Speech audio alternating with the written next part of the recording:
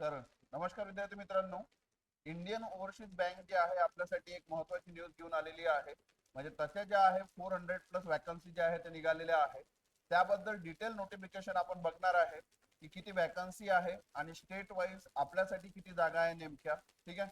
आणि कोण फॉर्म भरू शकतो, किती त्यासाठी क्वालिफिकेशन लागते, हे सर्व काही आजच्या व्हिडिओमध्ये आपण डिटेलमध्ये जाणून घेऊया. तो व्हिडिओ सोबत शेवटपर्यंत जुळलेला राहा, म्हणजे तुमचा एकही यातला महत्वाचा पॉईंट सुटणार नाही आणि तुम्ही जे आहे योग्य रीतीनं याची प्रिपरेशन करू शकता. ठीक आहे. तर वेळ न गमावता आपण व्हिडिओला स्टार्ट करूया. जसं आपल्या समोर दिसत आहे आपल्याला की पोस्टचं जे नाव आहे ते आहे लोकल बँक ऑफिसर. तो या नावातच आहे लोकल, म्हणजे तुमची जर याच्यामध्ये सिलेक्शन झालं तर ज्या स्टेटसाठी तुम्ही फॉर्म भरत आहात त्याच स्टेटमध्ये तुम्हाला काय भेटणार, सिलेक्शन भेटणार. म्हणजे जसं महाराष्ट्राची जागा आहे, तो महाराष्ट्रामधून तुम्ही फॉर्म भरत आहे तर तुम्हाला जे आहे महाराष्ट्रामध्येच त्याचा जॉब भेटेल. महाराष्ट्राच्या बाहेर तुमची पोस्टिंग होणार नाही. हा महत्वाचा शब्द आहे लोकल साठी. आणि दुसऱ्या कुठल्या स्टेटचा जो आहे विद्यार्थी आपल्या स्टेटमध्ये फॉर्म भरू शकत नाही किंवा आपण कुठल्या अदर स्टेटमध्ये फॉर्म भरू शकत नाही. कारण आपल्या बोर्ड सर्टिफिकेटवर जे आहे जी लँग्वेज आहे है ना, लँग्वेज प्रोफिशियन्सी टेस्ट यांनी ठेवलेली आहे. म्हणजे मराठी आहे तर त्याच्या 10वी आणि म्हणजे 10वीच्या मार्कशीटवर जे आहे तो मराठी सब्जेक्ट असणं खूप गरजेचं आहे, तरच तो त्याचा फॉर्म भरू शकतो. तमिळनाडूचा असेल तर तमिळ लँग्वेज त्याला यायला पाहिजे, ही महत्वाची गोष्ट आहे यामध्ये. तर 400 वॅकन्सीज आहे. कालच येतो नोटिफिकेशन आलेलं आहे. ठीक आहे. अप्लिकेशन मोड जसं आपण नेहमी बघतो की ऑनलाईनच फॉर्म भरायचा आहे. एक्झाम मोड पण ऑनलाईन आहे. आता एक्झाम किती आहे, काय टप्प्याचे बघूया आपण. एकच एक्झाम आहे याला. सिलेक्शन प्रोसेस एक ऑनलाईन टेस्ट आहे आणि नंतर सरळ इंटरव्ह्यू. ठीक आहे. याचा पे स्केल पण खूप चांगला आहे, तो पण आपण समोर बघणारच आहे. तो एकच टेस्ट आहे, म्हणजे एकच पेपर आहे. त्यानंतर इंटरव्ह्यू आणि मग डॉक्युमेंट व्हेरिफिकेशन आणि डन. ठीक आहे. एज लिमिट जे आहे 20 ते 30 वर्ष आहे.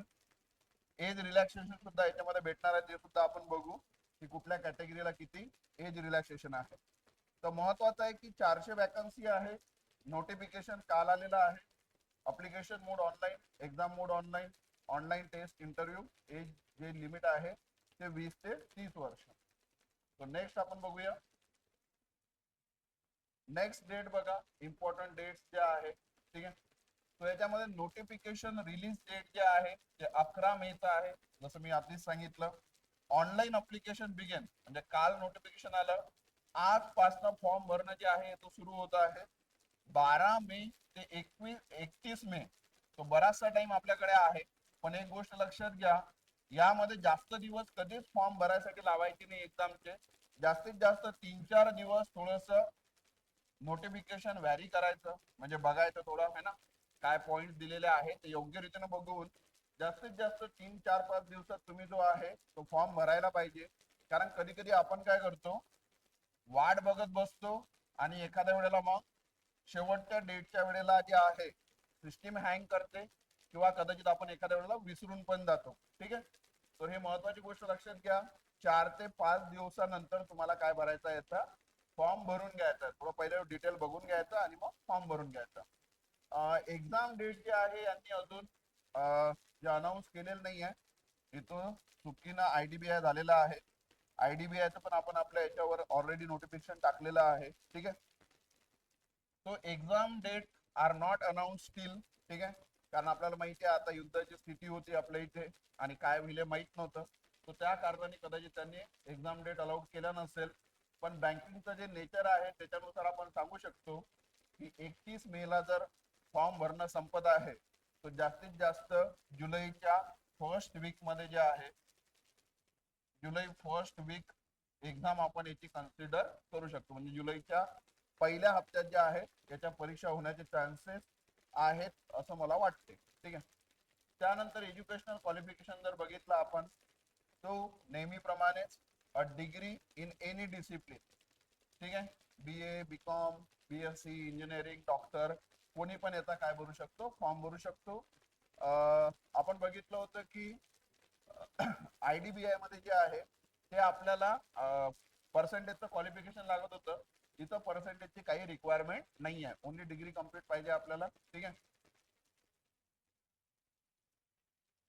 ठीक आहे, त्याची व्हॅलिड मार्कशीट आपल्याला प्रोड्यूस करावं लागेल, डिग्री सर्टिफिकेट, ठीक आहे, ते आपल्याकडे असते. एज्युकेशनल क्वालिफिकेशन एनी ग्रॅज्युएट पाहिजे आहे, ठीक आहे. त्यानंतर जर आपण याचा एक्झाम पॅटर्न बघितला, तो मी जर सांगितलं एकच परीक्षा आहे, प्रिलिम्स कम्प्युटर बेस्ड एक्झाम राहणार आहे. यामध्ये मार्क बघा, महत्वाचं आहे, व्यवस्थित लक्ष द्या. रिझनिंग जर बघितलं आपण, reasoning and computer 30 question 60 mark, म्हणजे एका क्वेश्चनला किती मार्क काउंट होऊन राहिले, 2 मार्क, ठीक आहे.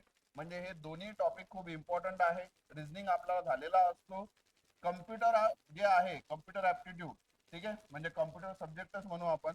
तर कम्प्युटरच्या बाबतीत लक्षात घ्या, येणाऱ्या आरआरबी साठी आपण प्रिपरेशन करतच आहोत, ठीक आहे. तो आरआरबी मध्ये पण कम्प्युटर आहे आणि इथे पण तुम्हाला कम्प्युटर काय पडते, कामात पडते. म्हणजे एक सोबत जर स्टडी केला तर इथे तुमचे मार्क कव्हर होऊ शकतात. त्याच्यानंतर आता एकच पेपर असल्या कारणाने जनरल इकॉनॉमिक्स आणि बँकिंग अवेअरनेस जे आपल्याला आरआरबी ला पण आहे, आयडीबीआय ला पण आहे. म्हणजे जर आपण स्टडी करतो तर हे सर्व एक्झामच्या काय पडते, कामात पडते, ठीक आहे. कुठलीही बँकिंगचे एक्झाम म्हटलं की तुम्हाला या गोष्टींसाठी प्रिपेअर राहणं जे आहे ते गरजेचंच आहे, ठीक आहे. त्यानंतर जर आपण बघतो तो मॅथ न घेता यांनी डाटा अनालिसिस आणि डाटा इंटरप्रिटेशन, ठीक आहे. म्हणजे इतर गोष्ट लक्षात घ्या, फक्त डीआय आहे ना, म्हणजे बाकीचे मॅथ्सचे टॉपिक नाही आहे. मोस्टली 30 क्वेश्चन जे आहे ते डीआय वर आहे आणि त्यालाही नियर अबाउट काय आहे, डबल मार्क आहे, म्हणजे 1 क्वेश्चन कॅरी 2 मार्क्स, ठीक आहे. तर हाही महत्वाची गोष्ट आहे इथं तुम्हाला. म्हणजे या दोन गोष्टीवर फोकस करणं गरजेचं आहे. म्हणजे कमी अटेम्प्ट करून आपण जास्त मार्क काय करू शकतो, कव्हर करू शकतो इथं, ठीक आहे. इंग्लिश लँग्वेज मध्ये 40 क्वेश्चन आणि 40 मार्क, म्हणजे ओव्हरऑल जर आपण बघतो तर 140 क्वेश्चन आणि 200 मार्क आहे. कारण इथं 30 चे डबल 60 झाले आणि हे 40 आणि 40 80. त्यानंतर क्वेश्चन येतो निगेटिव्ह मार्किंग आहे का, तो हो, याला निगेटिव्ह मार्किंग आहे, ठीक आहे. निगेटिव्ह मार्किंग आहे 0.25 ची, जी नेहमी असतेच, आपल्याला माहिती आहे बँकिंगच्या एक्झाम मध्ये, की इच क्वेश्चनला म्हणजे जर रॉंग झाला तर 0.25 मार्क काय होतील, डिडक्ट होतील. टोटल क्वेश्चन 140, टोटल मार्क्स 200 आणि duration of the test is 3 hours, ठीक आहे. यात एसे रायटिंग वगैरे नाही आहे, जो पेपर तुमच्या समोर आहे अशाच प्रकारे पेपर होणार आहे, ठीक आहे.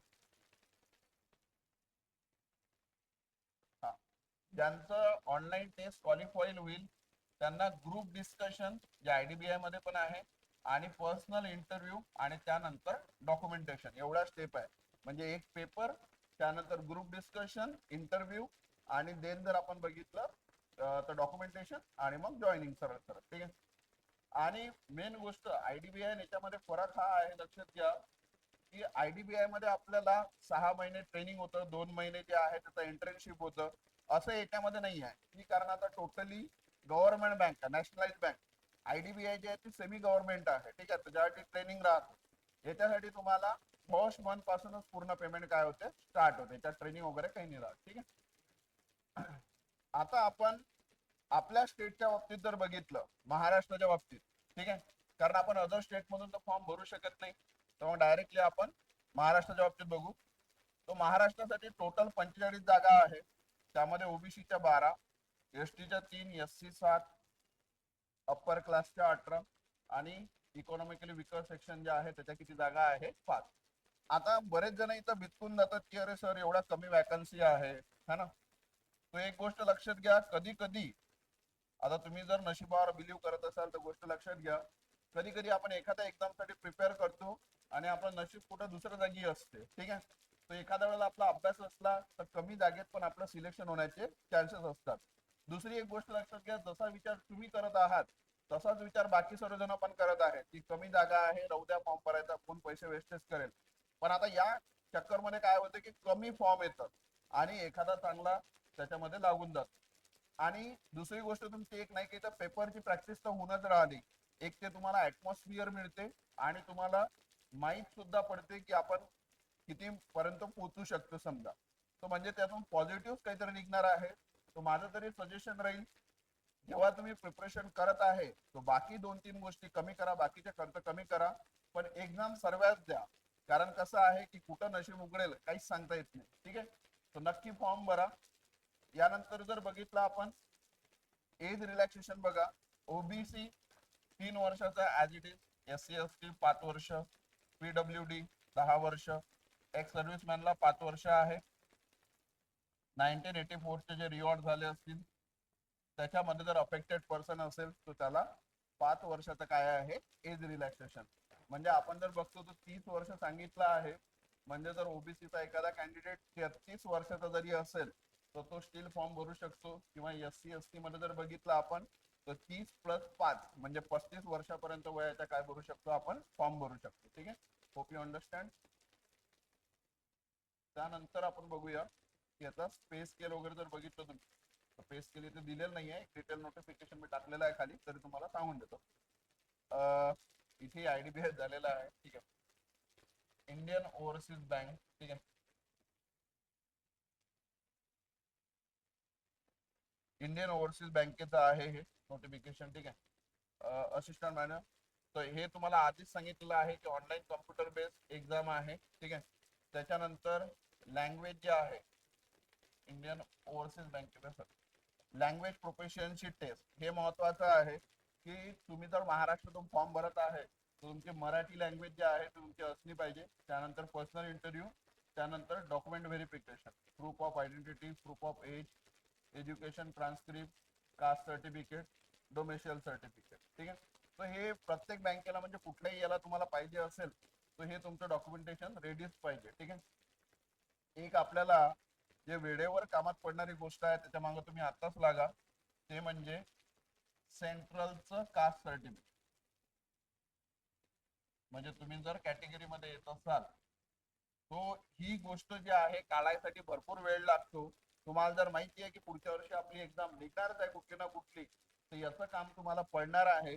आता मित्रांनो, वेळेवर काय होते की आपण मेन्स क्लिअर होतो, इंटरव्ह्यू राहतो, आणि इंटरव्ह्यूच्या प्रिपरेशन साठी ऑलरेडी जे आहे आपल्याकडे डेज कमी राहतात, आणि त्या कमी डेज मध्ये आपल्याला हे सुद्धा एक काम करावं लागते. आता याच्यात काय होतं, एखादा मुलगा खेड्यावर राहतो, त्याचा काहीतरी तालुका पेसला ते सर्टिफिकेट काढायला जावं लागते, तर याच्यात भरपूर सारा वेळ जातो. तर हे सर्टिफिकेट जेव्हाही तुम्ही काढता तिथून 1 वर्षासाठी व्हॅलिड राहते. म्हणजे माझं म्हणणं राहील की आता जर तुमच्याकडे शांततेचा काळ आहे तर हे सर्टिफिकेट तुम्ही काढून घ्या, सेंट्रलचं कास्ट सर्टिफिकेट. म्हणजे तुमचे वेळेवर जे आहे ते धावपळ होणार नाही. वॅकन्सी कमी आहेत, बट जसं मी सांगितलं तुम्हाला, कधी कधी एखाद्या जागी नशीब उघडायचं असलं तर उघडून जाते. फॉर्म नक्की भरा, म्हणजे तुमची प्रॅक्टिस पण होईल आणि अभ्यासाला एक चालना सुद्धा भेटेल. याचा डिटेल नोटिफिकेशन, बाकीचे जे काही पॉईंट सुटलेले असतील कदाचित, तर ते तुम्हाला डिस्क्रिप्शन बॉक्स मध्ये याचं ओरिजिनल नोटिफिकेशन सापडून जाईल. एक्झाम जे आहे मी जसं सांगितलं तुम्हाला की जुलैच्या फर्स्ट वीक मध्ये आपण एक्सपेक्टेड करू शकतो. ठीक आहे, तर ही जर तुम्हाला इन्फॉर्मेशन आवडली असेल तर नक्कीच व्हिडिओला लाईक करा, शेअर करा आपल्या मित्रांसोबत, म्हणजे त्यांना पण याच्याबद्दल माहिती पडेल. आणि जर इन्फॉर्मेशन आवडली असेल तर नक्कीच मला कळवा की तुम्हाला ही इन्फॉर्मेशन कशी वाटली. धन्यवाद.